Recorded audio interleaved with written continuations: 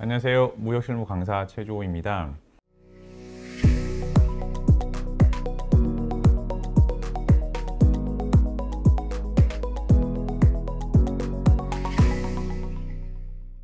이번 시간에는 수출을 하는 회사를 상대로 강의를 하는 내용입니다. 대량으로 수출하는 회사라기보다는 처음으로 수출을 시작하는 회사로서 이제 소량으로 물건을 해외로 수출을 하는 스타트업 기업들을 위한 강의라고 보시면 되겠습니다. 자, 첫 시간은 이제 계약 부분입니다. 물건을 판매하고자 하시는 회사는 이 견적서라고 하는 프로포마 인보이스를 제시합니다. 견적서를 무역에서는 프로포마 인보이스라고 합니다. 줄여서 PI 이렇게 얘기를 합니다. 견적서라는 용어를 찾아보시면 쿼테이션이라고 표현을 할 수도 있고요. 오파시트라고 표현을 할 수도 있는데, 대부분의 무역 업무에서 수출자가 판매하고자 하는 물건의 가격과 거래 조건이 기재된 견적서는 프로포마 인보이스라고 표기가 됩니다. 어떤 경우는 오파시트라는 표현을 쓰시는 경우도 있는데요. 오파시트라는 용어보다는 프로포마 인보이스라는 용어를 일반적으로 많이 사용을 합니다. 자, 견적서라는 것은 말 그대로 견적 가격을 기재한 내용입니다. 따라서 이 가격은요, 견적을 하는 시점과 일정 기간이 지나서 그 견적가는 달라질 수 있습니다. 그게 무슨 말이냐? 우리가 이 화면에 나와 있는 것처럼 우측 상단에 보시면 견적서의 이슈잉 데이트가 5월 23일입니다. 5월 23일 날 견적을 제시할 때의 가격이 베이비 캐리어라는 물건 가격이 39불입니다. 근데 이 견적서의 유효 기간을 보시면, 즉 밸리디티를 보시면 한 달입니다. 즉 6월 22일까지 39불이 유효하다는 겁니다. 이게 왜 그러냐 하면은 견적을 제시하는 시점에 가격이 39불인데 두 달 뒤에, 세 달 뒤에 이 가격은 달라질 수 있습니다. 이유는 원자재의 가격이 상승이 되면 이 베이비 캐리어라는 생산품의 가격도 상승이 되죠. 환율이 변경이 되면 물건 가격도 달라질 수 있습니다. 그리고 이 물건 가격에 운송비가 포함이 되어 있으면 운송비가 현재의 운송비와 두 달 뒤에, 세 달 뒤에 운송비가 달라질 수 있기 때문에 역시 견적 가격은 달라질 수 있습니다. 그래서 항상 견적서라는 것을 발행해서 해외의 잠재적인 바이어에게 제시를 할 때는 이 밸리디티, 즉 견적의 유효 기간을 반드시 기재하셔야 됩니다. 그리고 어떤 서류를 발행을 하시더라도 그 서류의 관리 번호를 기재를 해야 됩니다. 상단에 보시면, 우측 상단에 보시면 이 PI 넘버라고 있죠. 이렇게 나름대로 서류를 발행하시는 회사가 그 나름대로의 규칙을 정해서 서류의 발행 번호를 서류상에 기재를 하고, 그리고 엑셀로 자신이 발행한 서류를 별도로 관리를 하셔야 됩니다. 그렇죠? 어쨌든 우리는 이 베이비 캐리어라는 제품을 해외에다가 판매를 하기 위해서 프로포마 인보이스를 지금 작성을 하고 있습니다. 자, 베이비 캐리어 1피스에 US 달러 39불입니다. 자, 이 39불이 공장에서 물건을 출고할 때의 가격이냐, 혹은 해외로 나가는 선박에 물건을 선적하기 전까지의 가격이냐, 혹은 배싹이 포함된 물건 가격이냐, 이런 기준이 있습니다. 이것을 우리가 무역에서는 인코텀스 혹은 프라이스 텀이라고 합니다. 자, 이 부분은 제가 결제 방법을 말씀을 먼저 드리고 이따가 설명을 드리겠습니다. 자, 여기서 우리가 아셔야 되는 것은 견적서에 기재되어 있는 물건 가격에 대한 기준값이 있다는 겁니다. 쉽게 말해서 여러분들이 네이버 쇼핑에서 신발을 삽니다. 신발 가격이 10만 원입니다. 근데 이 신발 가격 10만 원에 택배비가 포함이 되어 있느냐, 택배비가 미포함이 되어 있느냐, 즉 택배비가 착불이냐, 혹은 물건 가격에 택배비가 포함이 되어 있느냐, 이것을 무역에서는 인코텀스 혹은 프라이스 텀이라고 한다라고 보시면 되겠습니다. 그렇죠? 자, 이 프라이스 텀은 조금 이따가 설명을 드리고 먼저 결제 조건을 설명을 드리겠습니다. 자, 정해진 가격에 대해서 계약서를 나중에 작성을 할 겁니다. 견적서를 기초로 해서 서로 가격 내고를 해서 협상한 가격을 가지고 대금을 청구하고 대금을 결제를 해야 되는데, 이때 바이어가 셀러에게, 즉 해외에 있는 바이어가 한국의 수출자에게 물건의 금액을 어떻게 결제를 하느냐, 이 부분입니다. 무역 거래에서의 결제는 외국한 은행을 통해서 입출금이 되어야 되는 게 기본입니다. 한국에서 물건이 해외로 수출됩니다. 우리나라 세관에 수출 신고를 해야 됩니다. 그죠? 우리나라 세관에 수출 신고를 할 때 내가 수출하는 물건이 베이비 캐리어고, 이 베이비 캐리어의 전체 수출되는 금액은 5,000불이다. 그리고 나는 이 5,000불을 해외 바이한테 물건을 판매하고 결제를 받을 것이다 라고 세관에 신고합니다. 이것을 우리가 유상이라고 합니다. 다른 말로 유환이라고 합니다. 즉, 수출자와 수입자가 거래하는 물건에 대해서 물건 거래를 하고 돈 거래를 같이 한다라는 게 유상입니다. 한국에 있는 물건을 해외로 수출하려면 우리나라 세관에 수출 신고를 합니다. 그리고 수출한 물건에 대해서 해외로부터 대금을 결제를 받습니다. 이것을 우리가 유상이라고 그러죠. 근데 결제를 어디를 통해서 받습니까? 외국한 은행을 통해서 결제를 받습니다. 제1금융권이죠. 외국한을 취급하는 은행, 신한은행, 하나은행, 이런 은행을 통해서 결제를 받습니다. 만약에 물건 거래만 하고 돈 거래를 하지 않습니다. 다시 말해서 우리나라 세관에 수출 신고를 하는데, 자, 이거는 내가 해외 바이어한테 그냥 공짜로 주는 것이다. 나중에 계약을 하기 위해서 샘플로 공짜로 그냥 몇 개 주는 것이다 라고 우리나라 세관에 수출 신고하고 물건을 수출합니다. 그럼 물건 거래만 이루어지고 돈 거래는 이루어지지 않죠. 그죠? 이것을 우리가 무상 혹은 무환이라고 합니다. 그래서 free of charge 혹은 no commercial value, 이렇게 얘기를 하는데, 우리는 그 샘플 거래를 하는 게 아니라, 물론 샘플을 계약을 하고 나서 샘플을 무상으로 줄 수 있습니다.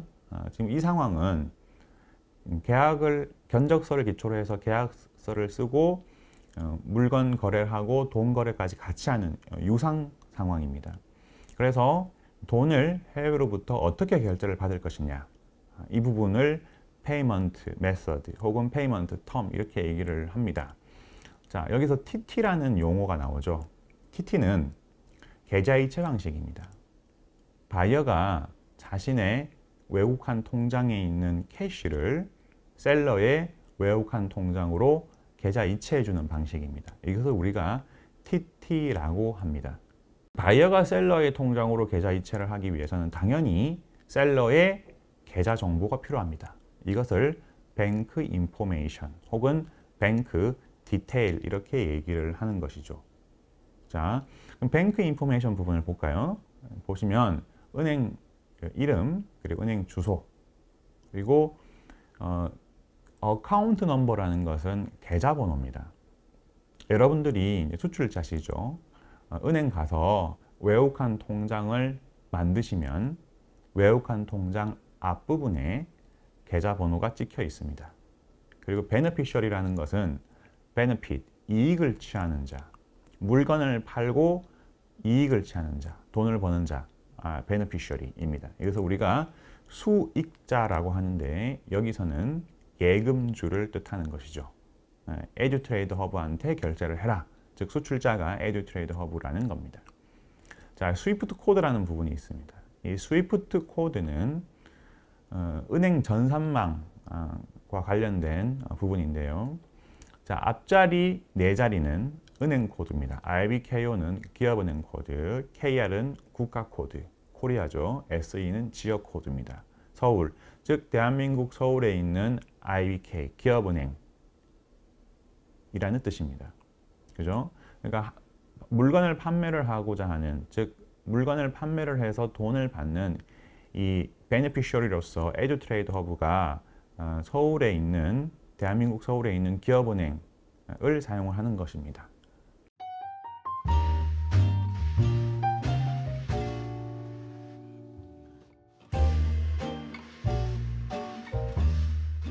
다시 윗부분으로 가서 이 TT는 계좌이체 방식인데 계좌이체를 언제 바이어가 셀러한테 해주느냐, 이 문제가 중요합니다.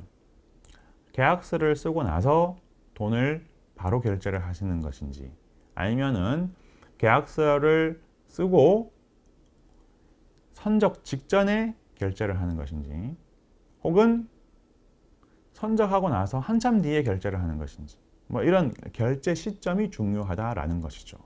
TT는 결제를 하는 방법이고요. TT 뒤에 결제 시점이 있습니다. 근데 주의를 하셔야 되는 것은 TT in advance라는 용어를 많이 사용을 하는데 이 부분이 문제가 무엇이냐. 자, TT in advance는 누가 보더라도 선적 전에 100% 돈을 다 결제를 해주는 것입니다. 근데 선적 전에 물건을 생산해서 해외로 나가는 선박이나 항공기의 물건을 선적, 온보드 하기 전에 100% 바이어가 셀러한테 결제를 해주는 것인데, 자, 이 결제 시점이 정확하지가 않다는 겁니다. 계약서 쓰고 나서 100%냐, 계약서 쓰고 나서 물건 생산 끝나면 100% 결제냐, 제조 공장에서 물건 생산해서 부산항에 도착하고 나서 100% 결제하는 거냐, 이 부분이 명확하지 않습니다. 그래서 TT in advance라는 용어를 쓰기보다는, 자, 다음 페이지 한번 봅시다. TT in advance를 쓰시되 정확한 결제 시점을 뒤에다가 한 번 더 적어 주시면 좋습니다.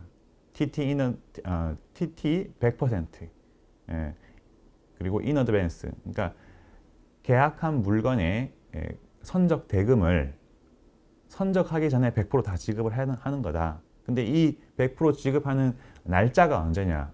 기한이 4월 말일까지는 모두 결제를 해야 된다라는 겁니다. 그죠? 정확한 결제 만기를 제시해 줬습니다. 그죠? 자, 그리고 선적하기 전에 100% 다 결제를 하는 건데, 그러니까 분할 결제를 할 수도 있습니다. 예를 들어서 선적하는 물건의 금액이 5,000불인데 이 5,000불을 선적하기 전에 한 번에 5,000불을 계좌이체 하는 게 아니라 계약서 쓰고 나서 계약금 일부, 그리고 물건 생산해서 선적하기 직전에 잔금을 결제를 하는 방법이 있습니다. 자, 어떻게 썼느냐? TT 30% with order. 계약을 하고 나서 바로 30%를 지급해라. 우리가 계약을 하고 나서는 바이어는 셀러한테 퍼처스 오더 시트를 줍니다. 견적서를 기초로 해서 계약을 하죠. 그죠? 견적서를 기초로 해서 계약서를 쓰고, 그 다음에 바이어는 셀러한테 퍼처스 오더 시트, 그러니까 PO 시트를 줍니다. 주문서를 주는 거고요. 셀러는 주문을 받고 오더 컨펌을 하면서 셀러는 바이어한테 커머셜 인보이스라는 것을 발행합니다. 그래서 우리가 상업송장, 많은 분들이 커머셜 인보이스라는 용어를 쓰지는 않고 인보이스라는 용어를 쓰실 겁니다. 어쨌든 상업송장, 커머셜 인보이스를 계약을 하고 나서 셀러는 바이어한테 발행을 하고, 계약을 하고 나서 바이어는 셀러한테 퍼처스 오더 시트를 줍니다. 자, 그러면 TT 30% 위드 오더라는 것은 계약을 하고 나서 바이어가 셀러한테 퍼처스 오더 시트를 주문서를 발행하면서 선적 대금의 30%를 선결제해라 라는 겁니다. 이것을 우리가 다운 페이먼트 혹은 디파짓 이렇게 얘기를 합니다. 그러니까 TT 30% 디파짓이라고 표현을 해도 됩니다. 그리고 잔금 70%. 자, 잔금을 밸런스라고 합니다. 잔금은 70% 비포 십먼트 선적 전에 잔금을 치러라 라고 이렇게 전체 금액을 한 번에 결제하는 게 아니라 분할로 해서 결제를 할 수 있습니다. 자, 그럼 여기서 우리가 질문하시는 분들이 있습니다. 선적하는 금액이 즉 커머셜 인보이스의 금액이 5,000불인데 이 5,000불 중에 30%를 바이어가 셀러한테 결제를 할 때 5,000불 중에 30%의 금액에 대해서 커머셜 인보이스를 또다시 만들어야 되고 70%를 결제를 할 때 선적 대금 5,000불 중에 70%의 금액에 대한 커머셜 인보이스를 또다시 만들어야 되느냐? 그건 아닙니다. 선적 대금 5,000불의 커머셜 인보이스를 가지고 바이어가 셀러한테 30% 결제를 하고 선적 대금 5,000불 커머셜 인보이스를 가지고 바이어가 셀러한테 70% 잔금을 결제하면 됩니다. 이게 왜 이러한 질문을 하시느냐? 바이어가 외국환 은행을 통해서 셀러한테 결제를 할 때 혹은 셀러가 외국환 은행을 통해서 바이어로부터 대금을 결제를 받을 때 입증 서류를 은행에 제출해야 됩니다. 그 서류가 바로 커머셜 인보이스 혹은 이제 계약서인데 그 서류를 제출할 때 5,000불 중에 30%를 결제를 하는 경우에 30%에 대한 커머셜 인보이스가 필요한 게 아니라 5,000불에 대한 하나의 선적건에 대한 5,000불 커머셜 인보이스를 제출하면서 이 5,000불 중에 30%만 결제를 합니다. 혹은 결제를 받습니다. 라고 은행한테 입증을 하시면 됩니다. 자, 여기서 이제 위에 제가 선불 표시법 해가지고 두 가지를 말씀을 드렸는데 이것은 어쨌든 선적하기 전에 대금을 바이어가 셀러한테 다 주는 겁니다. 선적하기 전에. 자, 이제 선적 후에 대금을 결제하는 방법도 있습니다. 그게 TT 35days after BL date 이런 식으로 표현을 많이 합니다. 자, 여기서 선적 이후에 바이어가 셀러한테 결제를 해주는 거죠. 그죠? 이것을 우리가 후결제 방법이라고 하는데 언제를 기준으로 언제까지 결제를 하겠습니다. 라는 게 있어야 돼요. 즉 기산일, 언제를 기준이 되는 날짜. 그래서 우리가 기산일이라고 합니다. 여기서 기산일은 BL 데이트죠. 그리고 기산일을 기준으로 언제까지 대금을 결제하겠습니다. 라는 결제 기간이 있어야 됩니다. 결제 만기일을 계산할 수 있는. 자, 그래서 BL 데이트라는 것은 뭐냐? 온보드 데이트입니다. 외국으로 나가는 선박이나 항공기에 물건이 선적된 날입니다. 수출자의 공장에서 수출 물품을 상차한 트럭이 수출자의 공장에서 출발하는 날짜가 아닙니다. 외국으로 나가는 선박이나 항공기에 물건이 온보드 되는 날짜를 BL 데이트라고 합니다. 그럼 이 BL 데이트는 어디에서 확인이 되느냐? 서류상으로 확인이 돼야 될 거 아닙니까? 자, 우리가 견적서를 기초로 해서 계약서를 쓰고 그 다음에 커머셜 인보이스랑 패킹 리스트를 만들어서 수출 신고를 하고 수출 신고한 물건이 외국으로 나가는 선박이나 항공기에 실립니다. 자, 그러면 BL이라는 서류가 발행이 됩니다. 그렇죠? 견적서를 기초로 해서 계약서를 쓰고요. 그 다음에 커머셜 인보이스, 상업송장이라고 하는 커머셜 인보이스, 그리고 포장 명세서라고 하는 패킹 리스트를 수출자가 발행을 합니다. 그리고 커머셜 인보이스와 패킹 리스트를 기초로 수출 신고를 합니다. 그 다음에 외국으로 나가는 선박이나 항공기에 물건을 싣습니다. 나중에 제가 말씀을 드리겠지만 외국으로 나가는 선박이나 항공기에 물건을 선적하기 위해서는요, 반드시 수출 신고 필증이 나와야 됩니다. 수출 신고 필증이 나오기 위해서는 수출 신고가 해야 되고요. 수출 신고를 하기 위해서는 수출자가 커머셜 인보이스 패킹 리스트를 만들어야 되고요. 다시 수출자가 커머셜 인보이스와 패킹 리스트를 만들고 수출 신고를 합니다. 그 다음에 수출 신고 필증이 나옵니다. 그래서 우리가 수출 면장이라고 합니다. 그리고 나서 외국으로 나가는 선박이나 항공기에 물건을 실으면 BL이라는 서류가 나옵니다. 그 BL이라는 서류에 온보드 데이트가 찍힙니다. 그죠? 자, 그럼 BL 데이트, BL에 나와 있는 온보드 데이트를 기준으로 35일이 되는 날짜가 수입자의 결제 만기일이 되는 겁니다. 자, 그렇다면 물건이 부산항에서 실려서 중국 상해항으로 수출이 됩니다. 그럼 부산항에서 출발한 선박이 중국 상해까지 가는데 예를 들어서 5일이 걸립니다. 이것을 우리가 transit time, 운송 시간이라고 합니다. 자, 그러면 부산항에서 물건을 실기 전에 결제를 못 받았죠. 후결제니까. 자, 부산항에서 물건이 실렸습니다. 그리고 나서 5일이 지나서 상해항에 도착을 합니다. 그리고 중국의 수입자가 상해항에 도착한 물건을 인수를 해서 현금화를 시키겠죠. 중국 수입자가 상해항에 도착한 물건을 수입 통관을 해가지고 중국에 자기 거래처들한테 팔고 돈을 회수를 할 겁니다. 그리고 나서 바이어가 한국 수출자한테 결제를 해주겠죠. 자, 이런 게 바로 후결제 방법이라고 보시면 됩니다.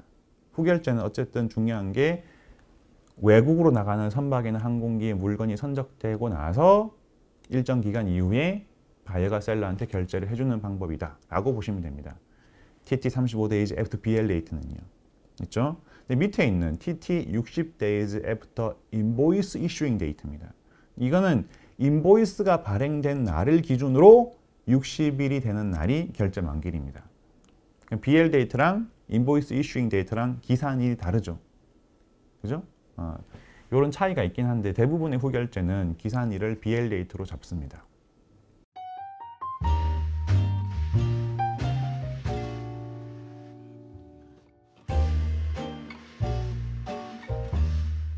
네, 다음으로 다시 첫 번째 페이지로 가시면 우리가 그 shipment date라는 표시가 있죠. 이것을 SD라고 표현을 합니다. 이 SD가 뭐냐면 선적 기일입니다. 즉 계약한 물건을 언제까지 외국으로 나가는 선박이나 항공기에 선적을 해야 된다라는 겁니다.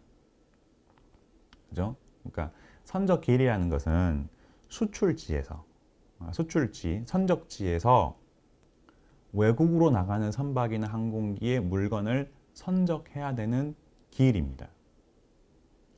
자, 우리가 견적을 제시할 때도 그렇고 계약서를 쓸 때도 그렇고 항상 선적 기일이라는 SD라는 표현을 쓰시는 게 좋습니다. 왜 그러냐 하면 어떤 경우는 이런 경우가 있습니다. 한국에서 물건을 중국으로 수출하는데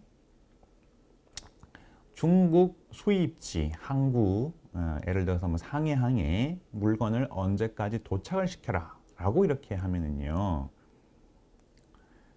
선박은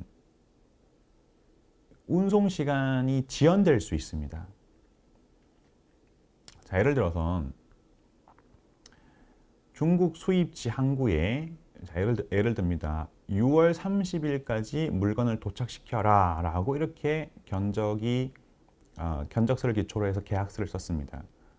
자, 그러면 중국 상해항에 6월 30일까지 도착을 시키기 위해서 부산 항구에서 물건을 언제까지 실어야 됩니까? 부산항에서 출항한 선박이 상해항까지 가는데 운송 시간이 예를 들어서 5일이다 라고 했을 때요. 그러면 6월 30일까지 상해항에 물건을 도착시키기 위해서는 부산항에서 6월 25일까지는 물건을 선적을 해야 된다라고 이렇게 그 계산을 할 수 있는 거죠. 그죠? 그래서 한국의 수출자가 6월 24일 날 부산에서 출항하는 선박에 물건을 실겠다라고 부킹을 했습니다. 그래서 6월 24일 날 출항하는 선박에 물건이 실렸습니다. 그럼 5일 뒤인 6월 29일 날 상해항에 배가 도착을 해서 물건을 내려야 될 것 아닙니까? 근데 그 부산항에서 출항한 선박이 운송 과정 중에 문제가 생겨서 선박이 고장이 날 수도 있고 태풍이 발생이 될 수 있고, 그래서 이 운송 시간, 트랜시트 타임, 줄여서 T타임이라 그럽니다. 그래서 지연이 될 수 있습니다. 그래서 예상보다 늦게 6월 29일 날 도착 예정이었던 선박이 6월 30일을 넘어서 7월 2일 날 도착을 했습니다. 이런 상황이 발생이 될 수 있습니다. 그죠? 그래서 이거는 이제 불가항력적인 상황이잖아요. 그래서 계약서를 쓰거나 견적서를 제시를 할 때는 수출자가 수입지에 물건을 언제까지 도착을 시키겠다라고 하면 이런 문제가 발생될 수 있기 때문에 항상 수출지에서 물건을 언제까지 선적을 할 수 있습니다. 선적을 하겠습니다. 라고 SD라는 표현을 하시는 게 가장 좋습니다. 그리고 리드 타임이라는 용어와 이 딜리버리라는 용어가 있습니다. 이것은 해석하기 나름입니다. 그래서 이렇게 명확하지 않은 표현은 견적서나 계약서에 쓰지 않는 것이 좋습니다. 분쟁의 소지가 있습니다. 그래서 리드 타임이라는 용어와 딜리버리는 어떠한 서류에도 가능한 한 쓰지 않는 게 좋습니다. 대신에 SD를 쓰시는 게 가장 현명한 어떤 표현이라고 보시면 되겠습니다. 그렇죠? 자, 그리고 우리가 앞에서 말씀을 드린 이 프라이스 텀에 대해서 말씀을 드리기 전에 마지막으로 제일 밑에 보시면 사인하는 부분이 있습니다. 자, 프로포마 인보이스는 말 그대로 견적서입니다. 여기다가 셀러가 사인을 합니다. 그래서 바이어한테 우리가 판매하는 물건이 베이비 캐리어고 견적 가격이 1피스당 39불이다. 근데 이거는 EXW 공장 출고 가격이다. 그리고 결제 방법은 TT 선결제고 이러이러한 거래 조건들이 이렇다라는 것을 기재해서 셀러가 사인을 해서 바이어한테 보냅니다. 그럼 바이어가 단가가 너무 높다. 그러니까 일부를 디스카운트 낮춰줘라. 뭐 이런 식으로 내고가 들어올 겁니다. 그래서 셀러가 다시 바이어의 요청 사항을 프로포마 인보이스에 반영을 해서 셀러가 사인을 합니다. 그리고 바이어가 셀러 사인 옆에다가 사인을 해서 프로포마 인보이스를 바이어가 셀러한테 줍니다. 이거는 계약서입니다. 다시 말해서 무역 서류는 서류의 제목을 가지고 서류의 제목을 판단하지 않습니다. 무슨 말이냐? 지금 프로포마 인보이스라는 제목이 있죠. 그리고 셀러의 사인이 있다고 합시다. 이 상태에서는 견적서입니다. 근데 제목에 프로포마 인보이스라는 거 적혀 있고 셀러의 사인이 있고 옆에 바이어의 사인이 있으면 그거는 바이어가 견적에 동의를 했다는 뜻이잖아요. 그럼 이거는 계약서로 인식을 합니다. 제목이 프로포마 인보이스이고 셀러의 사인과 바이어의 사인이 있으면 제목이 프로포마 인보이스라도 그 서류는 세일즈 컨트랙트로 해석을 한다는 겁니다. 그래서 소액 거래라든지 단발성 거래는 별도의 세일즈 컨트랙트, 매매 계약서를 발행하지 않습니다. 셀러가 발행한 제목 프로포마 인보이스에 셀러의 사인과 그리고 바이어의 사인을 해서 이 제목이 프로포마 인보이스라고 되어 있는 서류를 계약서로 활용을 합니다. 자, 우리가 제목이 프로포마 인보이스로 되어 있고 셀러의 사인만 들어있으면 얘는 확정된 가격이 아니죠. 말 그대로 견적서입니다. 그리고 거래 조건도 확정된 게 아닙니다. 셀러의 사인만 있으면. 근데 셀러의 사인과 바이어의 사인이 같이 있으면 근데 바이어가 동의했다는 뜻이기 때문에 확정된 가격과 확정된 거래 조건입니다. 그럼 이거는 계약서로 활용이 될 수 있다는 거예요.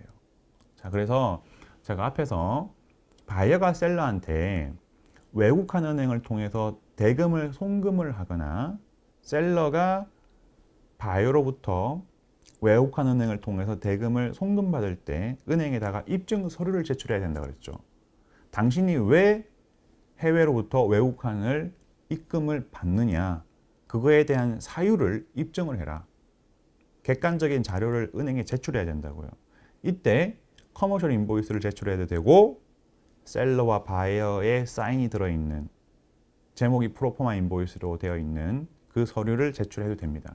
제목이 프로포마 인보이스로 되어 있지만 바이어와 셀러의 사인이 되어 있기 때문에 얘는 계약서라는 거죠. 계약서라는 거죠.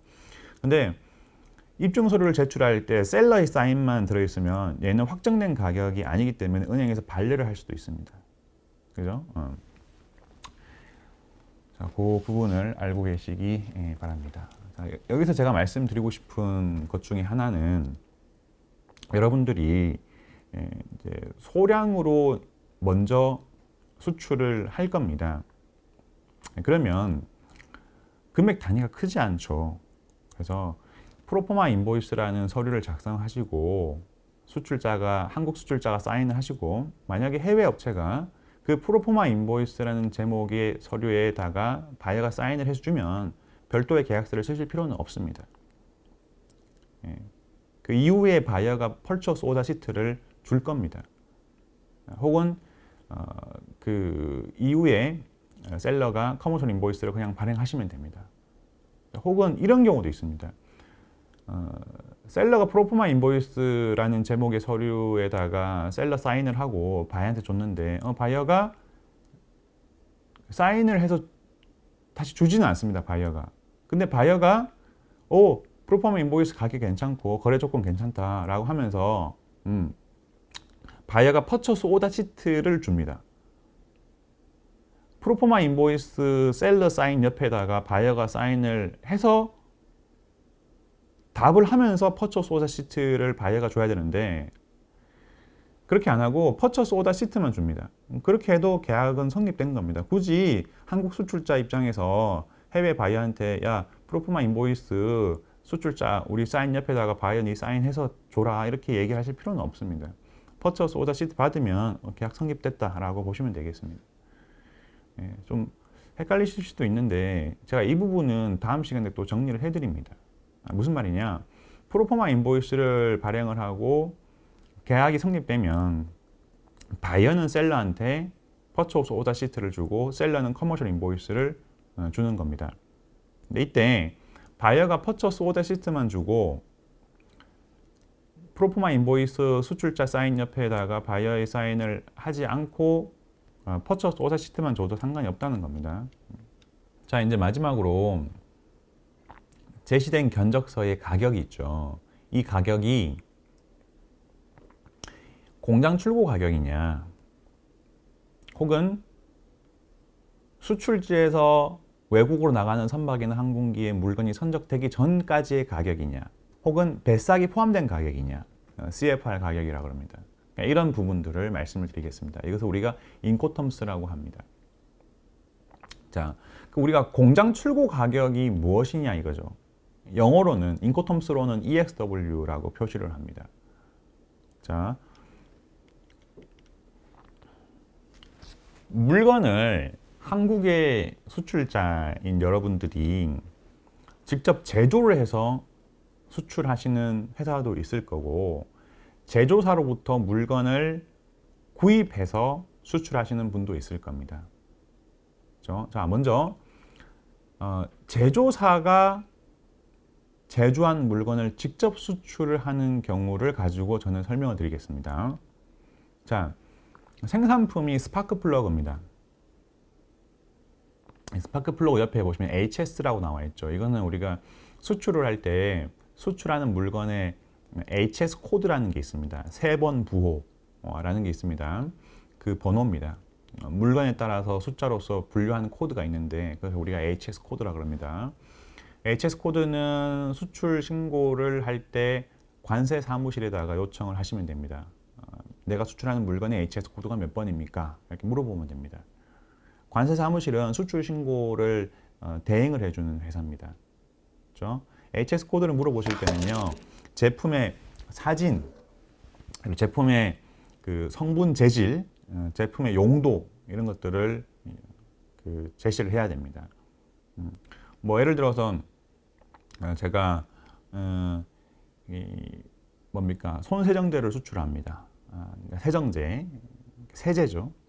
이게 사람이 화장실에서 손을 닦는, 손을 씻을 때 쓰는 손세정제냐, 혹은 바닥에 더러운 거를 청소할 때 쓰는 세제냐, 이게 바로 용도죠. 그리고 이 손세정제에 어떤 성분이 들어있느냐, 이런 것들을 관세사무실에다가 정보를 제시하면 관세사무실이 당신이 수출하는 물건의 HS 코드는 몇 번입니다. 이런 거를 알려줄 겁니다. 자, 어쨌든 저희가 제조해서 수출하는 물건이 스파크 플러그입니다. 자, 스파크 플러그를 제조하기 위해서는 머케니컬 실, 게스켓, 세라믹 인슐레이터 이 세 가지 부품을 제조사가 구입을 해야 됩니다. 이 구입하는 가격이 12,000원입니다. 그러니까 스파크 플러그 하나 만드는데 이 세 가지 원료가 필요하고 이 세 가지 원료를 구입을 했더니 12,000원입니다. 그렇죠? 그리고 이 세 가지 원료를 가지고 제조사가 물건을 제조합니다. 제조 공장에서 원가 산출 내역서를 봅니다. 제조 공장에서 세 가지 원재료를 구입해서 공장을 돌려서 물건을 만듭니다. 그죠? 그래서 물건을 만드는 데 들어가는 뭐 직접 노무비, 뭐 이런 제조 간접비 뭐 이런 것들이 발생이 되겠죠. 그래서 물건을 만들고 포장을 합니다. 그럼 포장비도 물건 가격에 들어가야 되겠죠. 그렇죠? 포장은 또 잘 하셔야 됩니다. 자, 그리고 포장까지 다 했습니다. 물건을 생산해서 포장까지 다 했습니다. 그러면 물건을 판매를 할 때 우리가 마진을 붙여야 되겠죠. 마진이 3,000원입니다. 그죠? 자, 그리고 제조 공장에 트럭이 들어올 겁니다. 제조 공장에서 생산한 물건을 트럭에 실어 가지고 인천공항이나 부산항이나 인천항으로 옮겨야 될 거 아닙니까?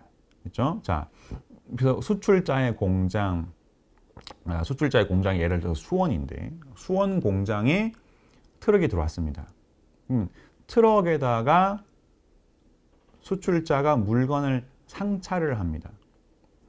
트럭에 물건을 상차를 하면 트럭이 움직일 때 물건이 움직이면 안 되잖아요. 그죠? 그래서 고정을 합니다. 수출자가 트럭에 물건을 상차를 하고 고정을 합니다. 그러면 지게차를 써야 되고 사람을 써야 되잖아요. 그 비용까지 물건 가격에 다 포함을 시킵니다. 자, 스파크 플러그를 생산하기 위해서 원재료를 구입하고 그 원재료를 가지고 물건을 생산했습니다. 이 생산한 물건을 포장을 합니다. 그리고 수출자의 공장에 도착한 트럭에 수출자가 물건을 지게차와 사람을 써서 상차를 하고 고정 작업을 합니다. 그럼 비용이 들겠죠. 그리고 수출자의 마진도 있을 겁니다. 자, 여기까지. 수출자가 수원 공장에서 생산한 물건을 포장을 하고 수원 공장에 들어온 트럭에 물건을 상차를 해서 고정 작업을 하는 시점까지 플러스 수출자의 마진, 요게 바로 공장 출고 가격입니다. EXW 가격입니다. 그죠? 우리가 수원에 있는 제조 공장에서 서울에 있는 수출자가 물건을 사서 수출을 하는데 EXW 수출합니다. 그럼 어떻게 됩니까?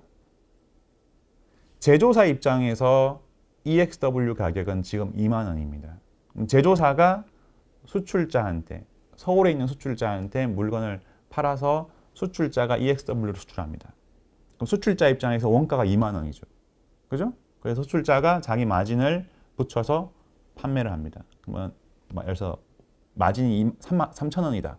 그럼 23,000원이 수출자 EXW 가격이 되는 겁니다. 어쨌든 EXW 가격이라는 것은 공장 출고 가격인데 공장에서 물건을 생산해서 포장을 하고 트럭에 상차하는 시점까지의 물건 가격입니다. 이게 EXW 가격입니다. 자,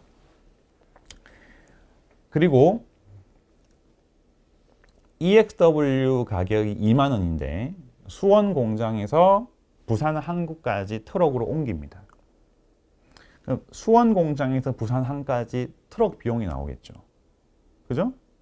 트럭을 작은 거를 쓸 수도 있고 큰 트럭을 쓸 수도 있고 그죠?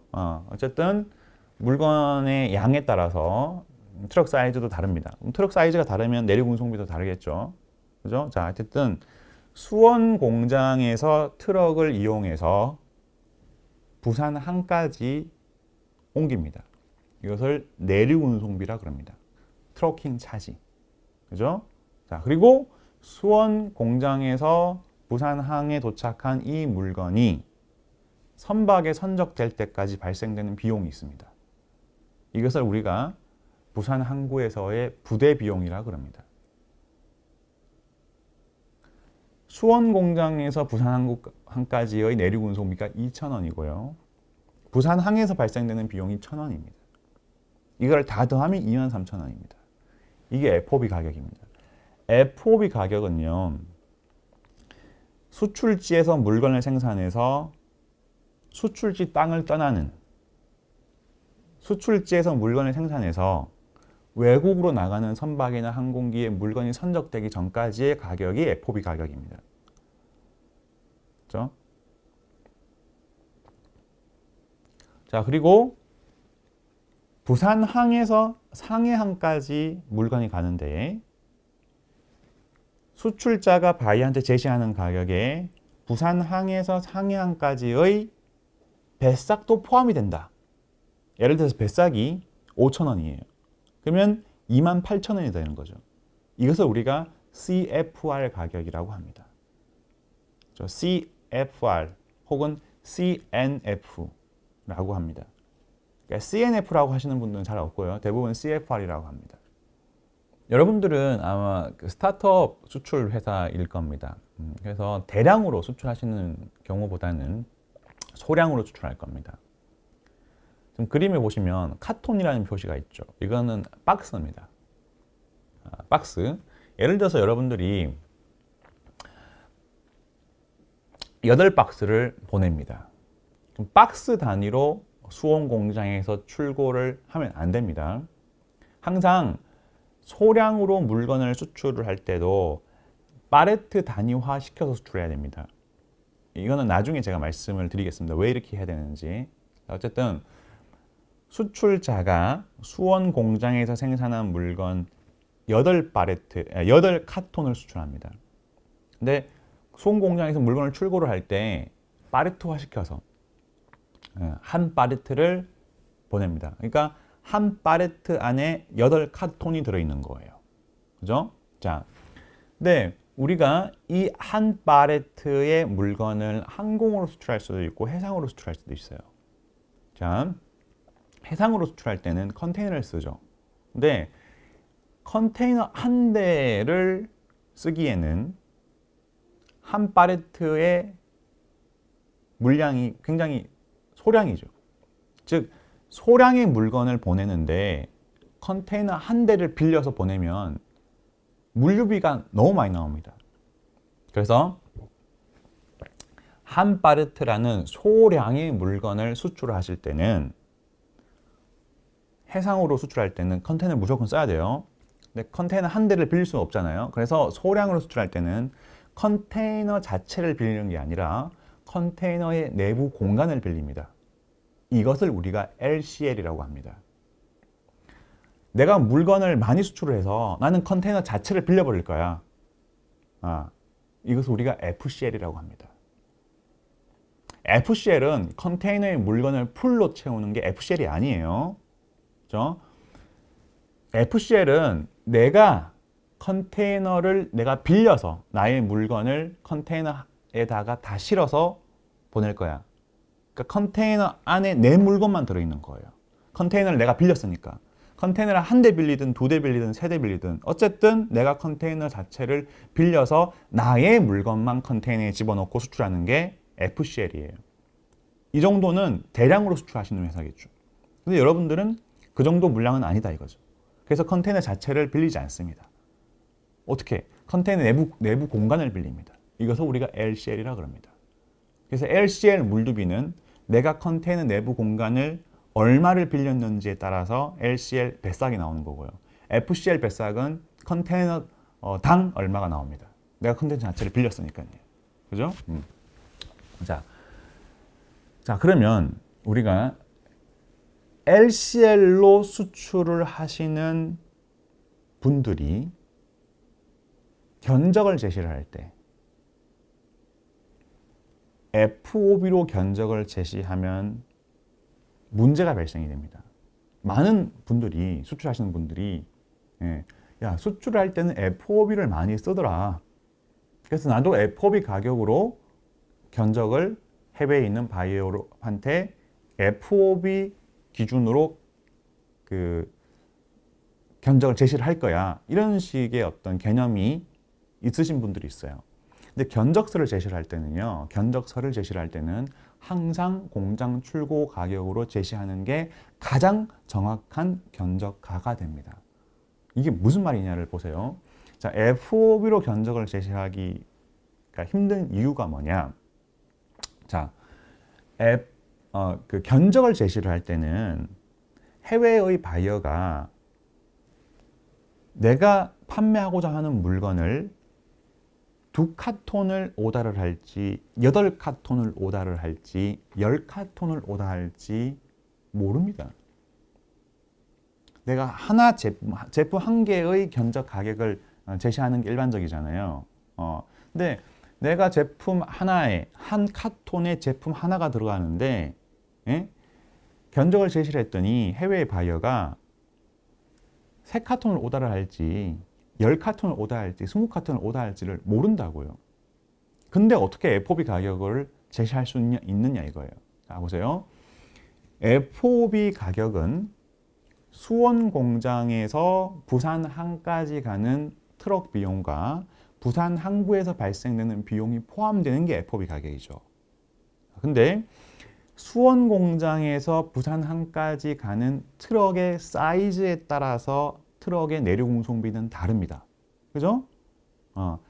트럭, 뭐 1.5톤 트럭을 빌리는 거랑 5톤 트럭을 빌리는 거랑 당연히 내륙 운송비가 다르죠. 그리고 LCL 화물이라는 거는요, 소량 화물이라는 것은 항구 쪽에 있는 CFS라는 보색 창고에 들어갑니다. 그래서 거기에서 다른 회사의 소량 화물이 나의 화물과 컨테이너 하나에 같이 들어갑니다. 이것을 우리가 혼재라고 합니다. 나는 한 팔레트를 수원 공장에서 CFS로 보내면 그 CFS에는 다른 회사의 LCL 화물들도 여기서 집결이 됩니다. 그래서 나의 화물과 같이 부산에서 상해까지 가는 LCL 화물이 컨테이너 안에 들어갑니다. 혼재가 됩니다. 같이 들어가는 거예요. 그러니까 누군가가 컨테이너 안에 나의 화물과 다른 회사의 화물을 같이 혼재를 시킵니다. 그래서 그 컨테이너 단위의 화물이 부산 항구 CY라는 데가 있어요. 컨테이너 야드. 거기에 들어가서 선사가 컨테이너 단위의 화물을 인수를 합니다. 선사는 컨테이너 단위의 화물만 인수를 해요. 자, 이때 CFS에 들어간 나의 화물이 컨테이너 안에 들어가는 적입 작업을 수출자가 하는 게 아니라 다른 회사가 대행을 해주죠. 이때 물량에 따라서 적입 작업을 하는 비용이 다릅니다. 한 팔레트의 적입 작업비랑 두 팔레트의 적입 작업비랑 다릅니다. 그죠? 그리고 CFS라는 것은 부산 항구 안에 있을 수도 있는데 밖에 있어요. 그럼 CFS에서 나의 화물이 컨테이너에 들어가서 CY까지 가는 비용이 있어요. 수원 공장에서 CFS까지 가는 것은 트러킹 비용이라 그러고요. CFS에서 컨테이너 작업해가지고 부산항 CY까지 가는 비용을 우리가 드레이지 차지, 셔틀 차지라 그래요. 요게 따로 있어요. 그럼 이때 CFS에서 CY까지 가는 셔틀 차지가 한 팔레트의 셔틀 차지와 두 팔레트의 셔틀 차지가 다르다 이거죠.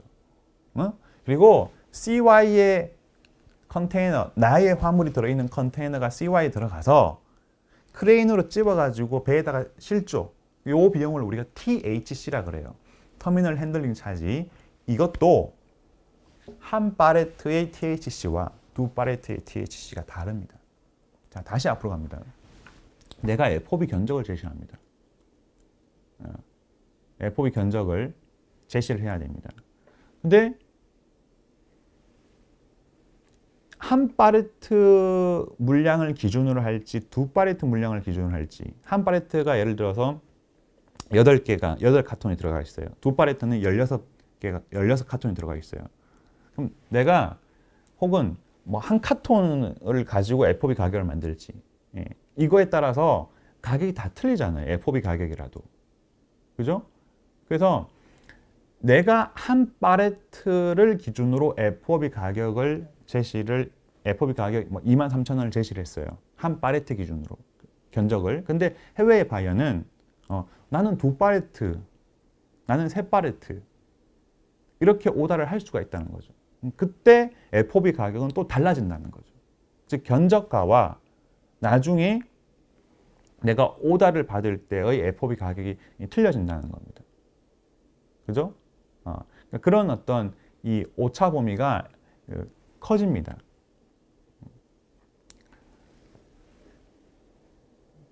무슨 말인지 아시겠나요? 네.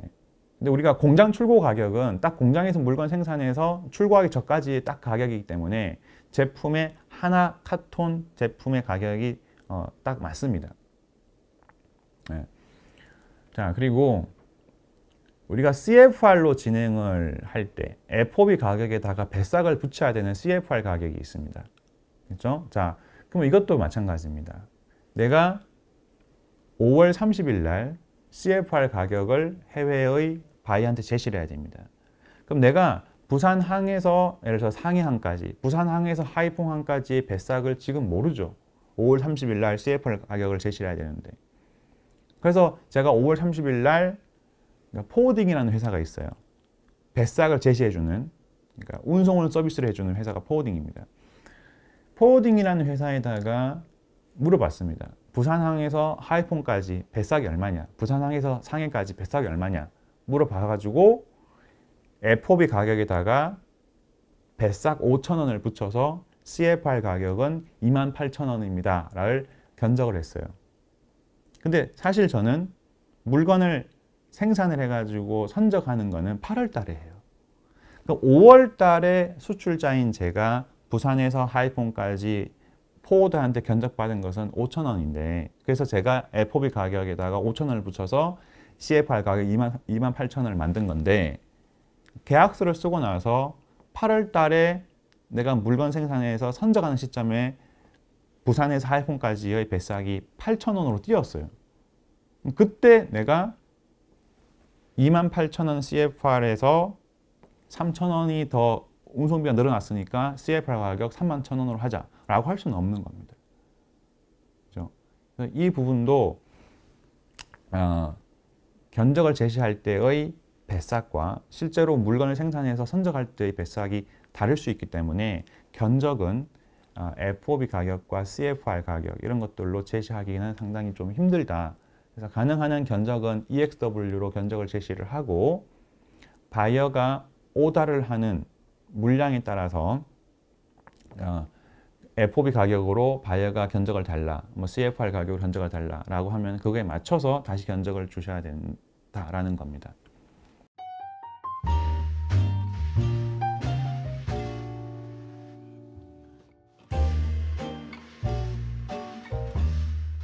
첫 번째 강의의 내용은 끝났고요. 첫 번째 강의에서 제가 다룬 내용들은 프로포마 인보이스를 작성을 할 때 나오는 용어를 중심으로 말씀을 드렸고요. 특히 마지막 부분에서 견적서에 나오는 가격의 기준 있잖아요. 이 기준을 FOB나 CFR로 하게 되면 문제가 발생이 될 수 있다. 그리고 그 이유도 설명을 드렸습니다. 그래서 견적서를 제시를 할 때의 가격 기준은 가능한 한 공장 출고 가격으로 견적을 제시하시는 게 가장 현명합니다. 그리고 공장 출고 가격으로 견적을 제시를 해서 나중에 바이어가 물건을 내가 뭐 사겠다라고 하면 그때 뭐 FOB 가격으로 사겠다라고 하면 FOB 가격을 제시를 하고 CFR 가격으로 물건 사겠다라고 하면 물건의 수량이 정해져 있는 상태에서 FOB 가격, CFR 가격을 제시할 수 있기 때문에 그 방법이 더 현명하다라는 겁니다. 견적을 제시할 때는 EXW로 제시하고 그리고 바이어가 입질이 오면 그 바이어의 어떤 그 오다 수량에 맞게끔 다시 FOB 가격을 제시하든지 CFR 가격을 제시하든지 그렇게 하시면은 되겠습니다. 자, 이렇게 해서 첫 번째 시간 강의 마치겠습니다. 감사합니다.